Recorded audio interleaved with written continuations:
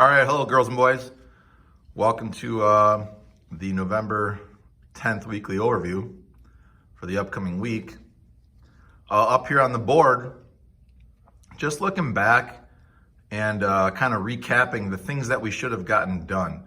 For all of these different things, spanning from looking at our feelings and emotions regarding the election, selecting one of those prompts to our Andrew Jackson Ed puzzle and Andrew Jackson's actions and decisions as a president with the Trail of Tears overview, removing Native Americans from their land, and also shifting to looking at, while that stuff, those actions with Andrew Jackson's happening, many Americans deciding to load up their wagons and pack up their hopes and dreams, as well as their family and possessions they could carry, and looking to go west.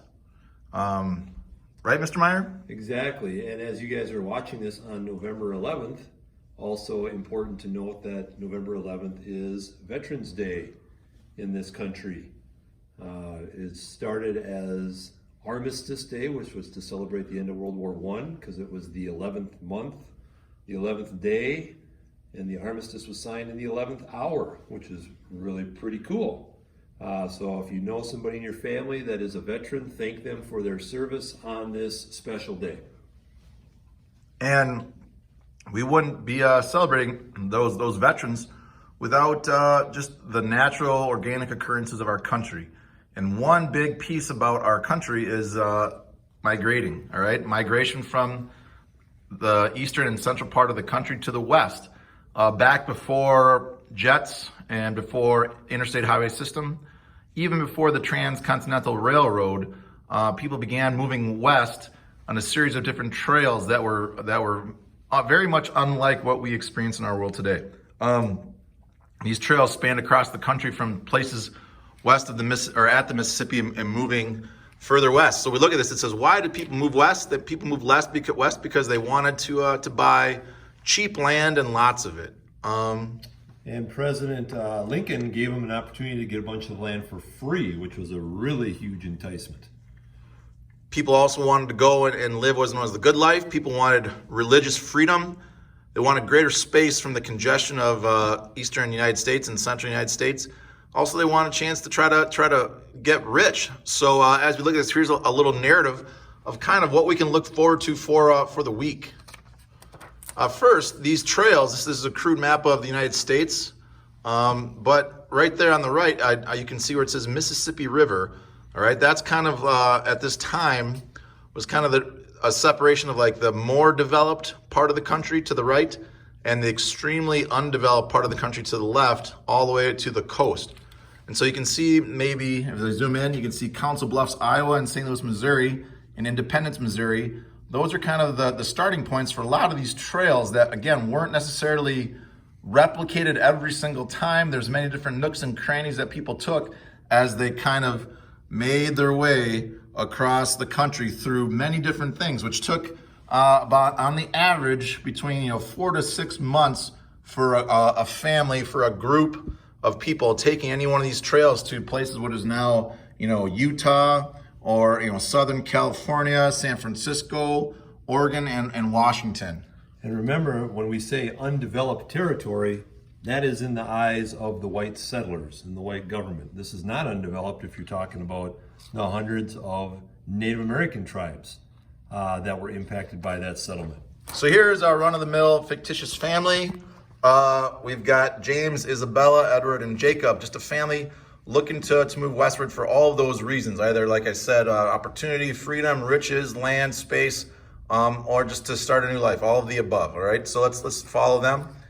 As they're going through, they first, a lot of times, took wagons. These wagons were about 4 feet wide, 10 feet long, and they packed up their possessions. Sometimes people would go just as a solo family. Other times there were huge wagon trains of hundreds.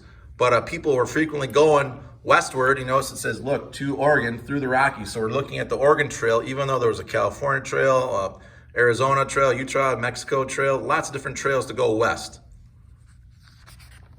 As they go west, the undeveloped land is all a matter of perspective. There were countless different Native American tribes Though lots of studies and historians say that wasn't like passing through and just going through dense areas of Native Americans all over. It was kind of more or less just land that was occupied, but not necessarily heavy interaction.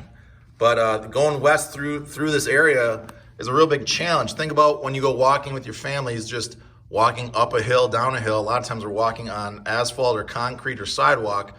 This is just unpaved land. It's dirt, it's trail, it's grass, it's prairie, it's mountain, it's rock, it's river. And this is all different than where Lewis and Clark went. Because Lewis and Clark, remember in some of the video that we saw, they were scaling up over the top of the mountains. These guys were able to use some of the paths by the mountain men. So they were able to find some lower spots to go through the mountains. Not that they didn't have to cross through the mountains, but when you got a horse and wagon, going over a mountain peak is pretty rough. However, the challenges of traveling 4 to 6 months on a wagon are challenging. There are a lot of different people who perished along the way for different reasons through different types of sicknesses or challenges, seen and unseen, known and unknown. So you can see here our family's looking a little haggard, and their son Jacob, just 10 years old when he passed. Unfortunately, it's not uncommon for more than one people to die. There's many different stories about the hardships that people faced as they moved west and a lot of times the Oregon Trail or the California Trail, a lot of times people didn't even actually go the entire duration. Lots of people stopped in Wyoming and Montana and Idaho, Utah, and stayed there and helped populate and incorporate those areas. Sometimes maybe because of the challenges of we just don't have the supplies or the knowledge to make it the whole way. And one of the questions you're going to have for your daily check-in is how many people actually died on the trail. On average, they believe about every 1 to 200 yards would be a grave on the trail. That's how many people died. And so from that, Minnesota being the 32nd state, all right, in 1858, look at these different dates. A lot of these states, other than California and Oregon, are much later. And that's just, you think about when the Transcontinental Railroad getting done, 20 years kind of after these people are doing these traveling journeys, and after the Civil War, so a lot of these places start to still get inhabited much later, and that's why they become states so much later. But a lot of people moving west, and those places like California, and also in Oregon, getting their statehood kind of in the earlier part, kind of the same time as as Minnesota. In California, part of their story is, of course, the gold rush. Those of you that are football fans, the San Francisco 49ers, there's a reason that number 49 is used, because that's the year that the gold rush started. So these are some things you guys can look forward to as we continue learning about westward expansion this week. Go Packers! Go Packers.